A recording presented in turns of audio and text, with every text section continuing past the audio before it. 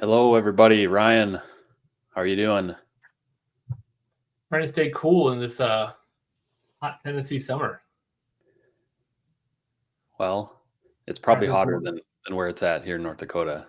But I just got back from Oklahoma City and it was much hotter there, uh, but less humid. So, you know, Uh, part of the fun, I guess. Very good. Very good. Well, probably folks noticed, and we had a little bit of a scheduling snafu conflict that came up, but we're 30 minutes My late, fault. but we're better now than never. Um, and I think, really the point of today's conversation and really what we wanted to talk about was had a lot of fun doing, this uh, format, this streaming kind of podcast style format, the past 6-12 months, right? However long we were doing it. And we were kind of sporadic with it, but had a ton of fun. We're obviously helping folks try to stay up to date with Microsoft news, just overall technology news. And then we got to Q4 in Microsoft speak, in July, June, July. It seems like everything kind of slows down, blinders on, and it's summertime, of course, people are on vacation. My family and we had some vacation, but wanted to pick this back up.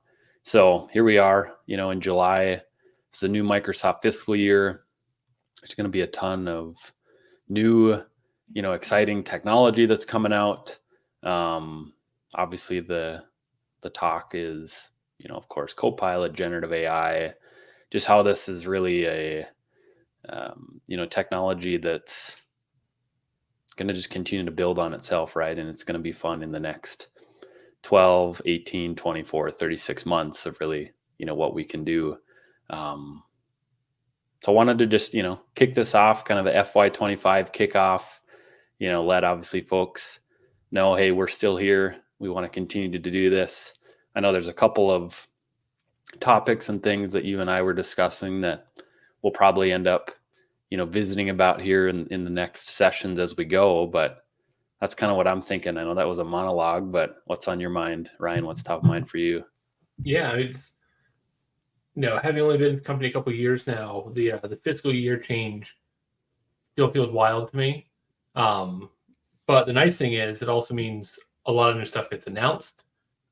We see updates to roadmaps and things that we've been waiting till the start of the fiscal year to release.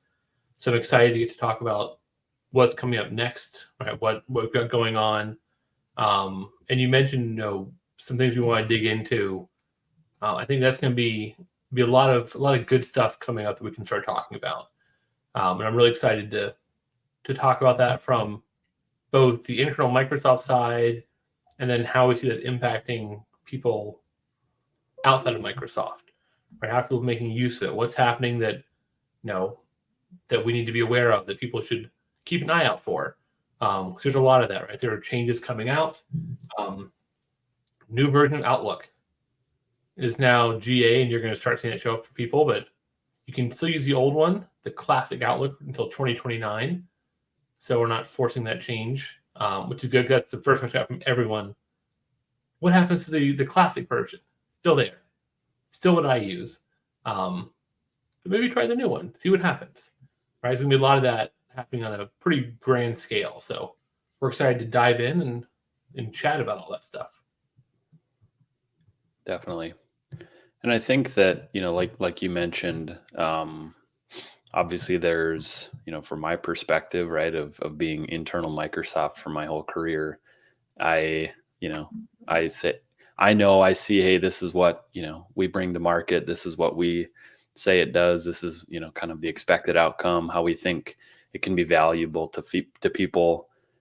And then I think you have the interesting perspective of, you were in the public sector, right? You were using the tech, boots on the ground, and even in your, tech newsletter that you do weekly. By the way, congrats on over 500 subscribers. Hit 512 today. So 512, right? That doesn't jump. even include, of course, all the folks that are a part of your email, distribution communication groups and such that you send out. Internally, yeah. That's just 512 people on LinkedIn, right, that are subscribed to the newsletter. But I think you had some interesting articles and context that you had pulled for this week around like some specific, was it connectors in Office 365 or is it connectors in Teams? I'm trying to pull it up. It's in Teams. Well, I guess it's in Office 365 in general. But those are getting deprecated. So I know I had some that I set up when I had my last role, my last company, that are going to have to now get fixed by someone, have to get adjusted. A couple conversations with people who, what's next? What do we do if we don't have those connectors anymore, right? And not a lot of people use them, which I think is why they're going away. But if you're not using Power Automate and the Power Platform, this is your chance to figure out how to use it, because that's the way forward with a lot of these connectors. Sure. Is trying to do things in a more programmatic and enterprise-wide way. So I think it's so interesting, again, like going back to there's so much news, there's so much information, there's endless amounts of white papers and self-help guides, and the Microsoft ecosystem just continues to grow and expand, right? So I know like something that we talked a little bit about, and I think we'll do a deeper dive probably in the coming weeks, is really the Microsoft Entra suite, right? And just continuing to build out like a zero trust architecture for organizations, like Microsoft's approach when we look at technology, we look at like what we'd like our customers to do, think about, and really what we're doing internally is approaching things from a security first perspective, right? You go ahead. That's a real interesting thing to bring up, the Entra suite, because it is very much security focused. There's lots in there that's about security and how you manage data and access. But I think it's also important to keep in mind that the end users on the other side of this have to feel like they're not being impacted in a way that's too onerous. Sure. It's just really like the private access stuff that's part of this now, right? Rather than having to set up a VPN, what if instead the applications themselves act as VPN tunnel, right? So now you're not like, hey, Grant, I need you to go turn on your VPN if you want to use this application. No, the application is just aware, right? So the goal is reduce user complexity and user drag to make everything more secure that way, right? So I think it's really important to visualize what this could be, and that's one thing we'll try to do. Right, we'll try to make sure we put this in a way that makes sense and is a holistic look at what it is. Because it can be really easy to just go, I'm going to beat the security drum for a while, and you better pay attention, right? And the drum's cool. Like, what about like the user experience saxophone, right? Oh, exactly. Saxophone's cool too. Let's get that involved. Well, and like as you and I have had conversations with, CIOs, CISOs, that end user experience, and like, how do we walk the line of, yes, we want to do everything and anything we can security wise, we want to lock everything down, we want to put up the barriers, right?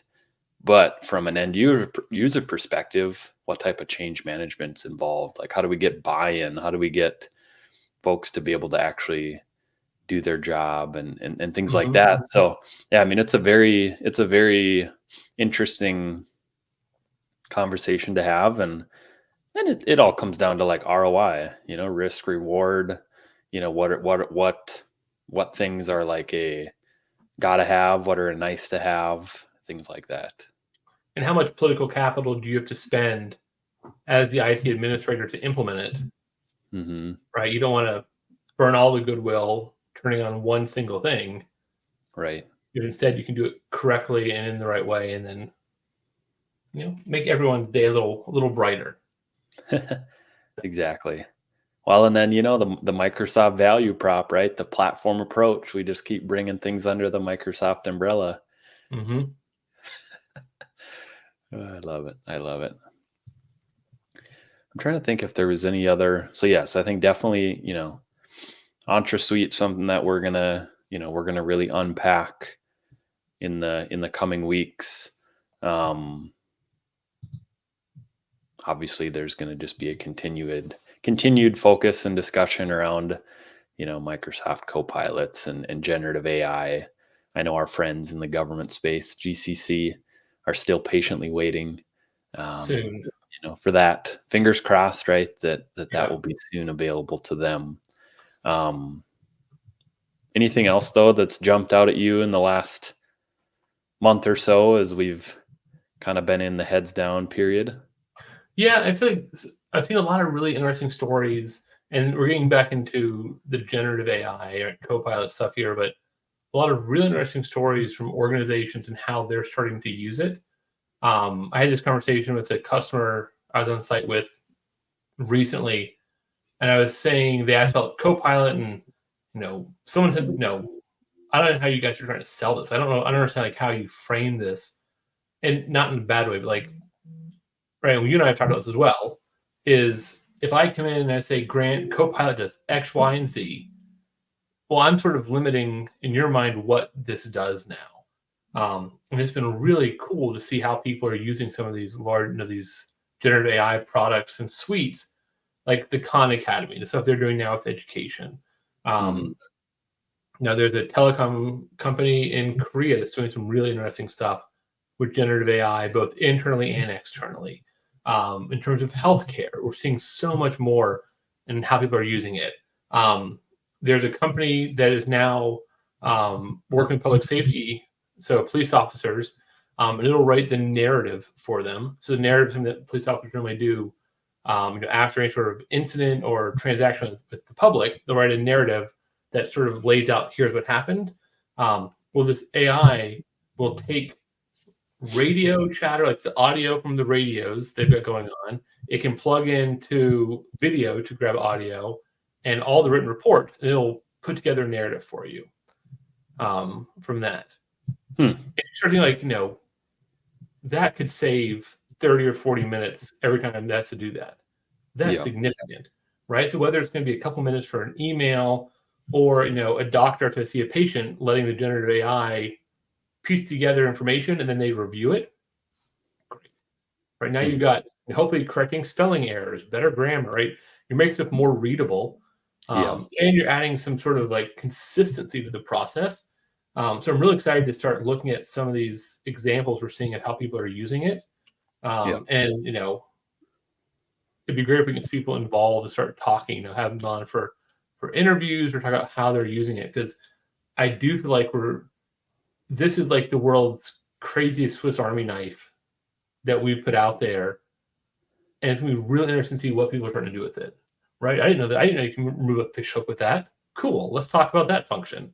Right. Right? Like, all sorts of stuff. We're still discovering what it can do. Yeah. And so I think it's going to be a fun journey to see and be a part of. Could it be terrifying? Sure. I've seen Terminator. I know how this ends. But in the meantime, we're going to enjoy it. And it'll be okay. Well, it's so interesting too. Like, there, of course, is the very mainstream, large organization, the Microsofts, the Googles, the OpenAIs.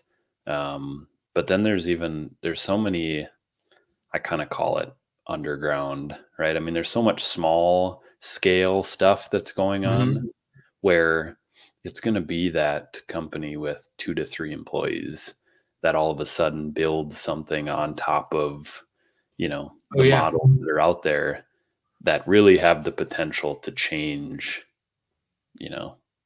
like really take the lid off, like, what is the potential of this? And I know we just had in our fiscal year kickoff, and I don't recall if you had listened to the Brad Smith. I listened to part of it, but I need to go back and. But he talked about, essentially now they have, it's the disease of the eyes, retinopathy, or I can't remember exactly what the medical term is of it. But essentially, like, what would typically require, the need to sit down with an eye doctor, and there's however many, let's say a couple 100,000, in the world. well, there's what, 7-8 billion people in the world, and how now if we can use generative AI on a smartphone, right? As long as you have a smartphone, which is of course a camera, has a camera that, it could do some screenings for folks and say, hey, here's a high risk potential case. Like let's double click and see. And that's is like, just imagine the power of that when you think of potentially saving somebody's eyesight. Well, it's It's like, crazy. You mentioned this to me earlier, and I went and just to look and see if I could find like a blog post about it. And there were all these articles from a couple of years ago talking about them starting to use it to do this work, but it all required special equipment. They would have a special, a machine you sit down in front of and it would scan your eye. And then it was, no, they got a machine in the back of a moped in Italy. In India, they can go to like remote villages and do it. That's really cool. Right? And so you can see this progression from like in a lab to now it's out in the field, but it still requires equipment, to now it's just a cell phone.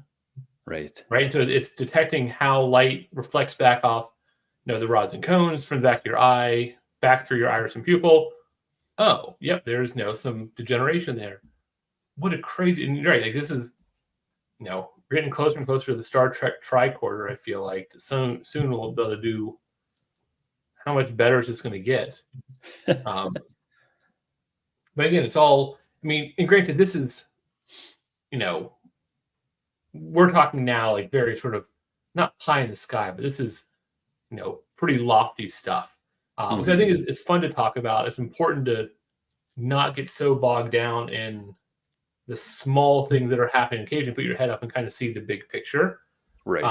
But I think one of the things that we've been able to do that I like doing this with you is because we do get that chance to talk, get down into the dirt and talk about, here's this one thing and here's why it's important. And then next week we can take a step back and then go, also, look at this vista.